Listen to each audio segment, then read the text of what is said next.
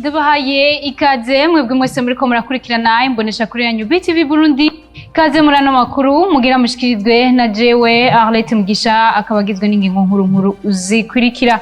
Uno musi abayisilamu niho bahimbaje umunsi mukuru wahariwe intama, nayo ibimenyesha makuru bitandukanye ntivyoroherwa mu kurangura akazi kabo bitewe n'ikena ry'igitoro. Reka ndabaye ikaze mu kanya nido jyana makuru.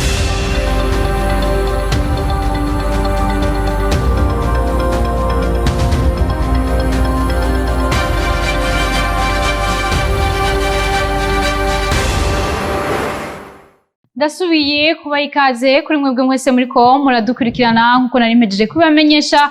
Abisilamu no musi niho bahimbaje umunsi mukuru w'intama, umunsi mukuru nguhambaye kuri bo kuko ari akaryo keza ko gusangira hagati yabo ndetse no gusangira nabo badahuje ukwemera. Ni nkuru ya mugenzi wacu Haimo Prospere niyo nkuru. Kuri uno wa 28 Ruheshi niho abayisilamu bo kw'isi yose nco kimwe nabo mu Burundi bahimbaza umunsi mukuru w'intama, aho bibuka igihe intumwa y'Imana Abraham yagomba abage umwana wiwe Ismail, Imana igaca imuha intama abaga mu kibanza c'umwana wiwe, nkuko bivugwa na Murisho Ramadan, umunyamabanga mukuru w'umuryango w'abayisilamu mu Burundi Komibu. Twibuka igihe intumwa y'Imana Abraham yaragira ngo abage umwana wiwe kinege yitwa Ismail, n'Imana yaci imuzanira intama, nkuko tuma tuvuga ko ari umunsi w'intama.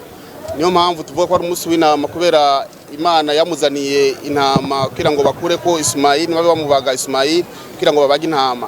Kuko usanga ku isi yose uno munsi n'akanyamuneza ko abayisilamu mu kubaga intama. Uyu munsi mukuru w'intama ukaba utegerezwa kurangwa no gusabikanya hagati y'abayisilamu, eka mbere hagati y'abayisilamu nabo badasangiye ukwemera, nkuko Murisho Ramadan abandanya abivuga. Ubutumwa tanga uno munsi nuko tsabikanya abisilamu ko Imana ibitubwira yuko umunsi mukuru, umunsi wo gusangira n'abatarabisilamu nabo tutemera kumwe, ngo ni umunsi wo kubaga intama, impene n'inka tugasangira. Umunsi mukuru w'intama canke Eid el-Adha ukaba ushitse mu gihe abayisilamu bavuga ko ubuzima buzimvye bitumwe n'ikena ry'igitoro ryibonekeza mu Burundi. Tubandanya n'ibijanye n'uwo munsi mukuru, naho uwo munsi mukuru bahimbaje abayisilamu bamenyesha ko washitse ubuzima buzimvye mu Burundi kuko ibisumwa bimwe vyazimvye. Ni nkuru dukesha mugenzi wacu Jire Verne na Kima. Abayisilamu bo mu Burundi baramusifatikanya n'abayisilamu bo kw'isi yose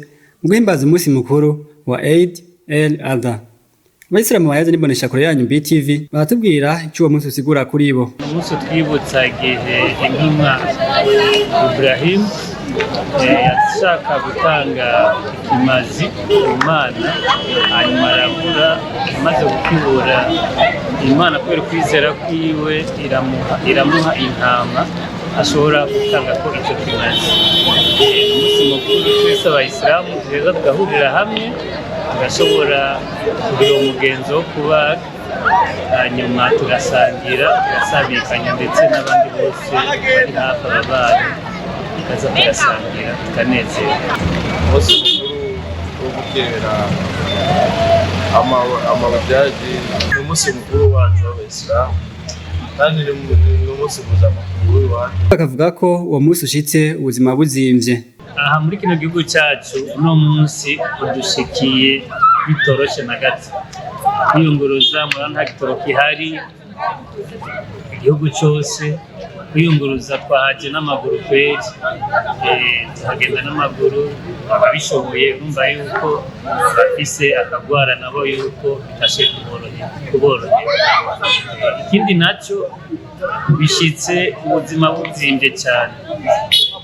Ibi bintu byaduze ibiciro, n'agasukari ntakahari, igitoro cyabuze, n'ibifungurwa nta byari kuko sinkatera kubera ko iyo ubuzima kwiyunguruza byanse urumva yuko byose bica bibura. Igitoro gusa nicyo kigoye, imodoka kugira tuzironke tuguma turondera tugasubira kubera igitoro tukabura ku modoka, ariko ifungurwa tugashimira Imana kirahari, hari abantu bazifise badazifise tugasangirira hamwe. Mu gisagara ca Bujumbura amasengesho yo guhimbaza uwo munsi mukuru akaba yabereye mu bibanza bitandukanye. Tubandanya n'amakuru yacu kuva hatanguye kwibonekeza ikena ry'ibitoro hano mu gihugu cy'u Burundi, ibinyamakuru bitandukanye ntivyorohewe mu kurangura akazi kabo biturutse kuri ico gitoro, bivugwa na bamwe mu barongoye ibinyamakuru bitandukanye hano mu Burundi. N'inkuru ya mugenzi wacu Nyandwi Rafael. Ibura ry'igitoro mu Burundi yarahungabanije ibitari bike mu bisata bitandukanye mu gihugu. Bimenyesha makuru navyo nyene yarakozweko n'ikibazo cikena ry'igitoro mu gihugu, aho ibikorwa byabo vya minsi yose byagiye biragoyagoya nk'uko twashikirijwe na bamwe warongoye ibimenyesha makuru nka Charles Makoto arongoye radio televiziyo Isanganiro, Egide Ndayisenga arongoye radio Bonesha FM, ndetse na Thierry Nzisabira arongoye igisata cy'ibiganiro muri radio Colombe FM. Ubukene bw'igitoro bumaze iminsi natwe dukoze ko muri radio Bonesha FM twategerejwe kuraba yuko gira bararanga na cyane abasore ngo bashobore gukora gushika saa 5 y'ijoro bugari radio.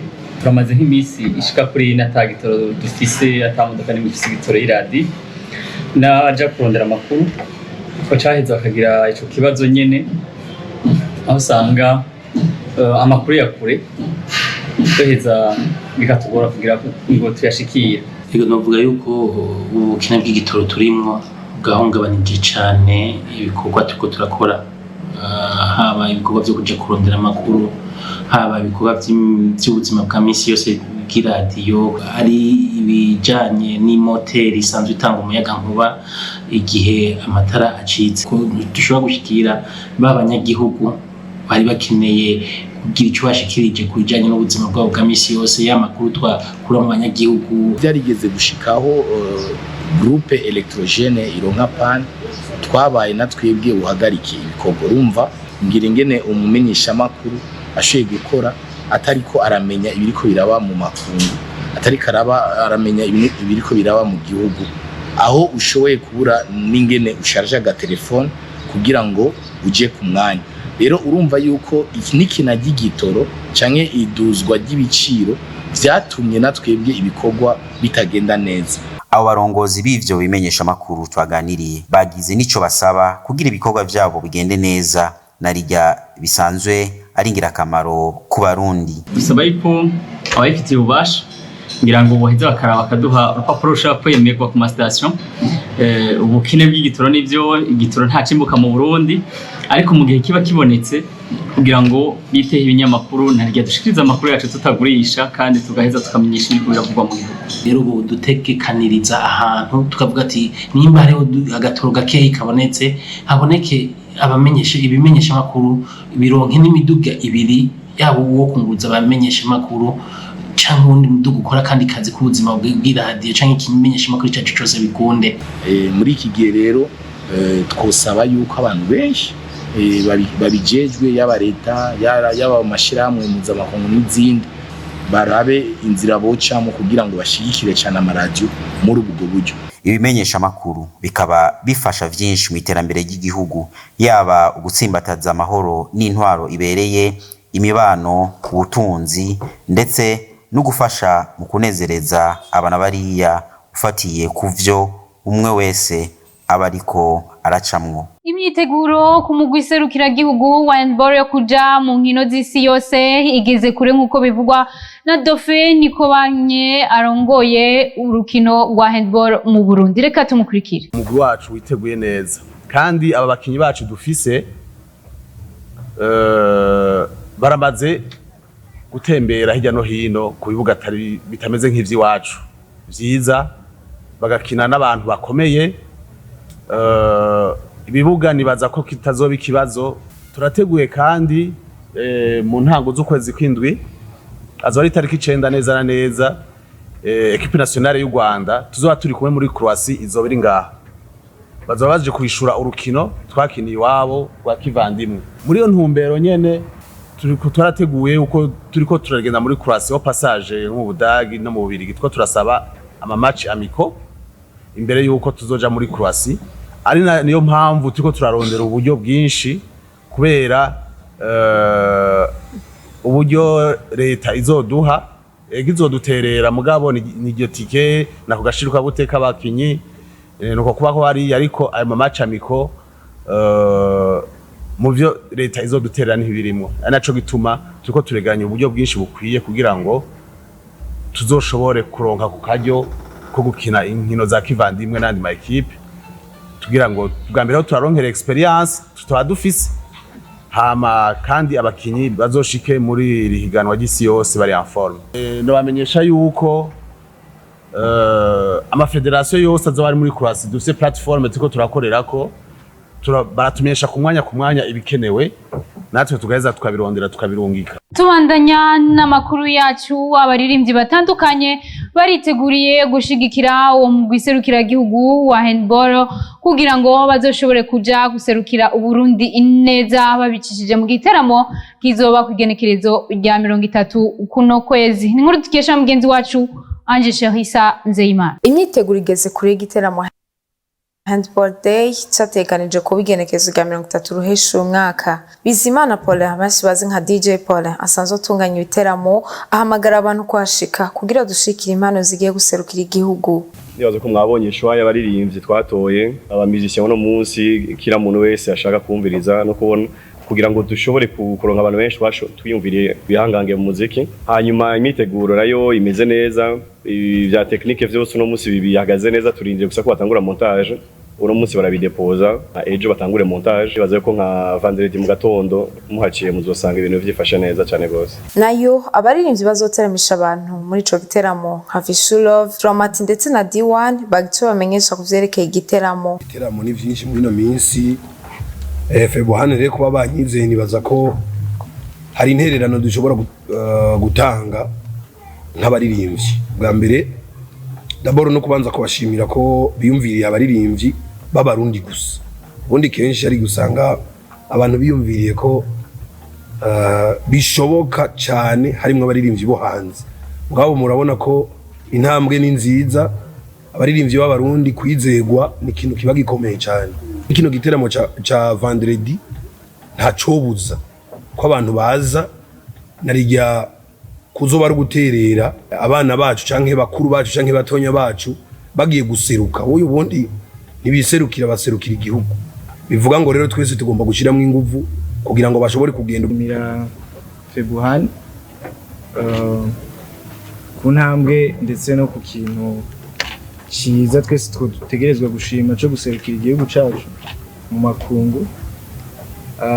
Ikintu ca mbere magaciro jewe nuko numva ko nanje ndiko ndabikorera igihugu canje. Ni intererano nanje novuga nanje mbashizemo nkumva ko nanje nagikoreye kubera ko baraduserukiye kuza tukahahurira twese tukaryoherwa tugashobora gukora iki gikorwa twese turi hamwe nk'abarundi nuko twamye tubikorera hamwe twese ku gihugu. Kubona abakinyi bacu baza kuduserukira ntabwo ari inyungu kuri bo ahubwo n'inyungu ku gihugu. Rero nanje nk'intererano bafise nkaje nk'umuririmbyi ni kubona ko nagize icyo nterereye kuko umuntu buri wese afise ikintu afise ashaka guterera igihugu.